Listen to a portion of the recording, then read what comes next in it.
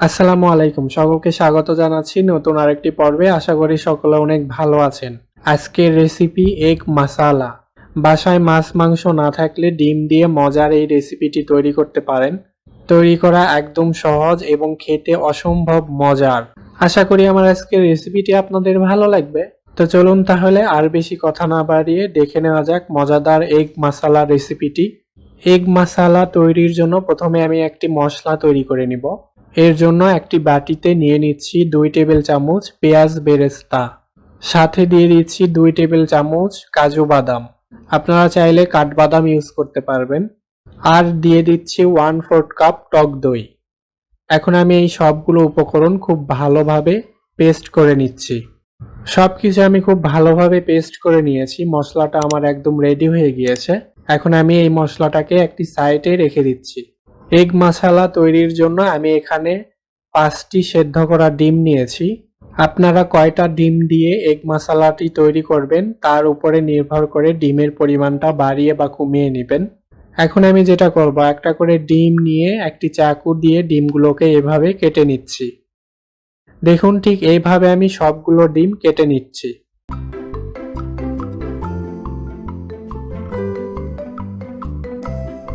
সবগুলো ডিম আমি এইভাবে কেটে নিয়েছি। দেখুন, ডিমগুলো আমার একদম রেডি হয়ে গিয়েছে। এখন আমি মেইন রান্নায় চলে যাচ্ছি। চুলায় একটি হাঁড়ি বসিয়ে এতে দিয়ে দিচ্ছি 2 টেবিল চামচ তেল। এখন এই তেলের মধ্যে দিয়ে দিচ্ছি সামান্য একটুখানি হলুদ গুঁড়া এবং লবণ। এখন আমি এখানে ডিমগুলো দিয়ে এভাবে নেড়েচেড়ে ডিমগুলোকে সামান্য একটু ভেজে নিচ্ছি।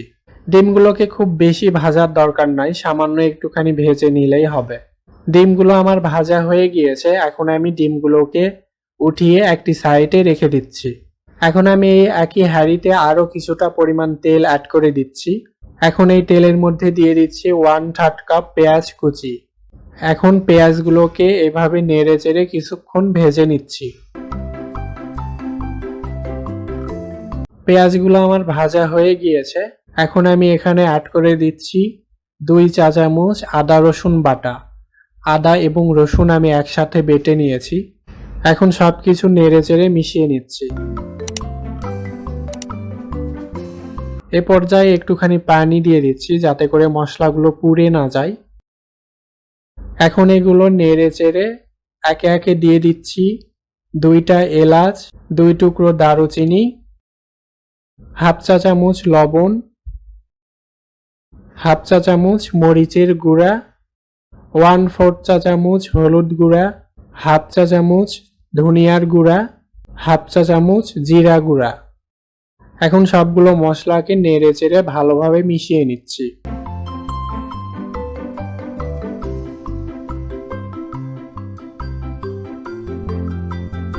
এখন সামান্য একটুখানি ঢেকে দিচ্ছি। 2 মিনিট পর ঢাকনাটা উঠিয়ে মশলাগুলোকে এভাবে নেড়ে চেড়ে খুব ভালোভাবে কষিয়ে নিচ্ছি।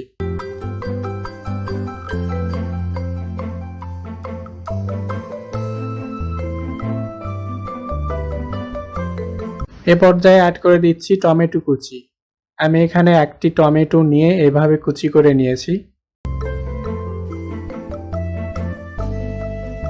মশলাগুলোকে আমি 4-5 মিনিটের মতো নেড়ে চেড়ে কষিয়ে নিয়েছি। এখন আমি এখানে আগের থেকে তৈরি করে রাখা মশলাটা অ্যাড করে দিচ্ছি। এখন সবকিছু খুব ভালোভাবে মিশিয়ে নিচ্ছি।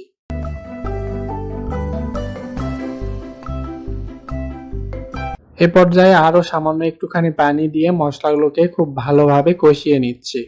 মশলাগুলোকে আপনারা যত ভালোভাবে কষাবেন রান্নার টেস্টটা তত ভালো আসবে।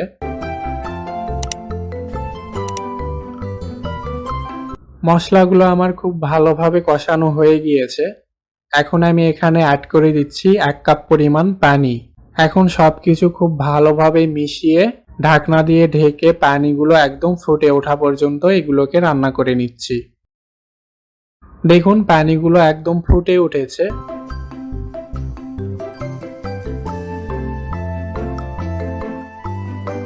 এখন আমি এখানে আগের থেকে ভেজে রাখা ডিমগুলো অ্যাড করে দিচ্ছি। এখন আমি এগুলোকে আরো কিছুক্ষণ রান্না করে নিচ্ছি যতক্ষণ না ঝোলগুলো একদম কমে আসে। এ পর্যায়ে অ্যাড করে দিচ্ছি 1 চা চামচ চিনি। যেহেতু টক দই এবং টমেটো ইউজ করেছি তার জন্য টক ভাবটা কমিয়ে আনার জন্য এখানে 1 চা চামচ চিনি অ্যাড করে দিচ্ছি। দেখুন রান্নাটা আমার মোটামুটি হয়ে গিয়েছে, ঝোলগুলো একদম কমে গিয়েছে। এখন আমি এখানে অ্যাড করে দিচ্ছি 2 টেবিল চামচ ধনেপাতা কুচি এবং 2-3টি কাঁচা মরিচ। এখন সবকিছুকে খুব ভালোভাবে মিশিয়ে নিচ্ছি।